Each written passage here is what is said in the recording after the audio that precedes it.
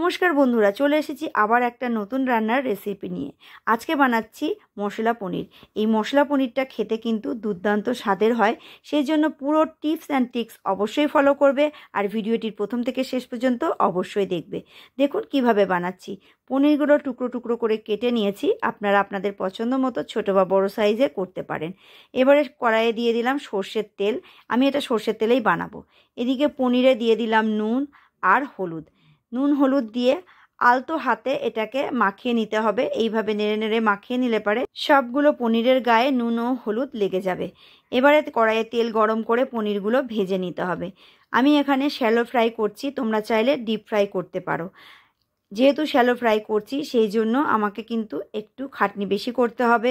প্রত্যেকটা পনির কিন্তু একটা একটা করে উল্টাতে হবে। দেখো এইভাবে কিন্তু উল্টে উল্টে পনিরগুলোকে এপিট ওপিট লাল লাল করে ভেজে নিতে হবে। আর এই পনিরের কোয়ালিটিটা এতটাই ভালো, এটা ভাজতে গেলে অনেক বেশি তেল বেরোয়। আমি যে তেলটা দিয়ে ভাজা শুরু করেছিলাম, সমস্ত পনির ভাজা হয়ে যাওয়ার পরে সেই পরিমাণেই তেল রয়ে গেছে। সুতরাং আমার এত তেল কিন্তু রান্নার জন্য প্রয়োজন হবে না। তাই এখান থেকে খানিকটা তেল আমি বাঁচিয়ে নেব।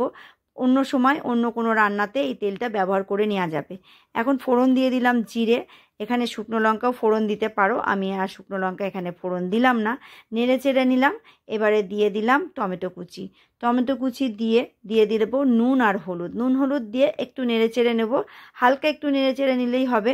তারপরে মিশিয়ে দেবো বেটে রাখা মশলা। এটাতে আছে আদা, লঙ্কা, পেঁয়াজ আর রসুন। এই 4 রকম জিনিস এখানে আমি বেটে মিশিয়ে নিয়েছি। তোমরা চাইলে পেঁয়াজের কুচি দিতে পারো, কিন্তু আমি পেঁয়াজের কুচির বদলে পেঁয়াজ বাটাটা দেওয়াই বেশি পছন্দ করি। দেখো এইভাবে নেড়ে চেড়ে নিলাম একটু। তারপরে আমি এটার মধ্যে কিন্তু সামান্য পরিমাণে জল দিয়ে দেবো গুঁড়ো মশলাগুলো মেশানোর আগে। গুঁড়ো মশলাগুলো দেওয়ার আগে জল দিয়ে দিলে তাহলে গুঁড়ো মশলাগুলো ভালোভাবে মিশে যাবে এই আদা রসুন পেঁয়াজ বাটাটার সাথে। আমি এখন দিয়ে দিলাম 1 চা চামচ কাশ্মীরি লাল লঙ্কার গুঁড়ো। এটা কিন্তু রঙের জন্য, আর ঝালের জন্য যদি মনে করো তাহলে নর্মাল লঙ্কার গুঁড়ো দিতে পারো। 1 চামচ করে দিয়ে দিয়েছি ধনে গুঁড়ো আর জিরে গুঁড়ো। তার সাথে দিয়ে দিলাম 1/2 চা চামচ গরম মশলার গুঁড়ো।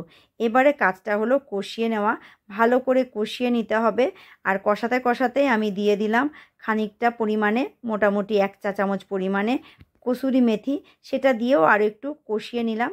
এবারে দিয়ে দেবো স্বাদ অনুযায়ী চিনি। চিনিটা বেশি কম তোমরা পছন্দ মতো করতে পারো বা চিনি পরেও মেশাতে পারো। বন্ধুরা, তোমরা আমার এই ভিডিওটি কোথা থেকে দেখছো কমেন্টে জানিও। আর আমার চ্যানেলে নতুন হলে আমার চ্যানেলটিকে প্লিজ সাবস্ক্রাইব করে পাশে থেকো। যদি ফেসবুক থেকে দেখো তাহলে ফেসবুকের পেজ শুক্লার রান্নার ম্যাজিক ফলো করে পাশে থেকো। ভিডিওটি যদি ভালো লাগে শেষ পর্যন্ত দেখে অবশ্যই লাইক, কমেন্ট ও শেয়ার করতে ভুলো না। দিয়ে দিলাম ভেজে রাখা পনিরগুলো।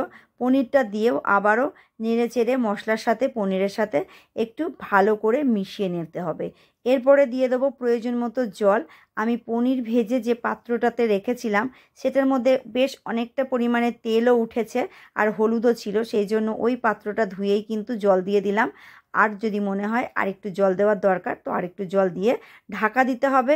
মিনিট 4 কিন্তু জোর আছে পনিরটাকে ফুটতে দিতে হবে।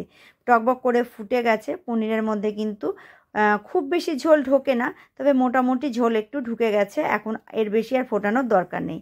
সবশেষে দিয়ে দিলাম 1 চা চামচ পরিমাণে বাটার। বাটার দিলে কিন্তু এর স্বাদটা অনেক ভালো আসে। সেজন্য বাটারটা কিন্তু অবশ্যই দিতে হবে এই ধরনের টেস্টি খাবারের জন্য। সবাই ভালো থেকো, সুস্থ থেকো। আর একটা নতুন রান্নার ভিডিও নিয়ে চলে আসবো। ততক্ষণের জন্য বিদায় নিলাম, টাটা।